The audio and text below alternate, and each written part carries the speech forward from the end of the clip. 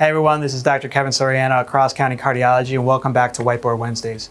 Today we're going to be talking about one of my specialties, which is coronary angioplasty, or as we like to call it colloquially, a coronary cath. So this is a procedure that we might recommend you have done if you have buildup of plaque in the arteries that's causing symptoms or problems. So the way we do this procedure is once we diagnose you with the problem, we'll use a small catheter. We go in through the wrist usually.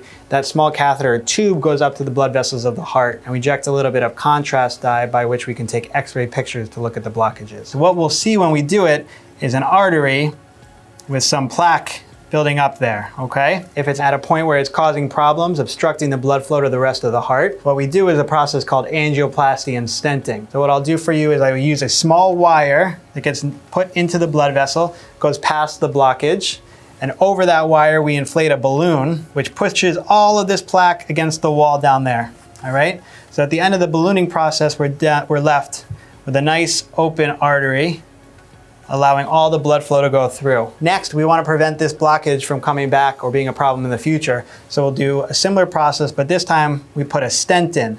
And a stent is like a metal scaffold. It's like a hollow tube of metal, okay, that goes in the blood vessel and keeps that plaque up against the wall and not interfering with the flow of blood through the blood vessel. After this procedure, you'll be on a couple of medications, things like aspirin, Plavix, Brilinta are some of the examples. And we're also going to ask you to keep your cholesterol as low as possible, keep your blood pressure under control, avoid diabetes and things like smoking. In summary, this is called coronary angioplasty or stenting. It's a procedure we can do for you if you're diagnosed with coronary artery disease that's causing some problems.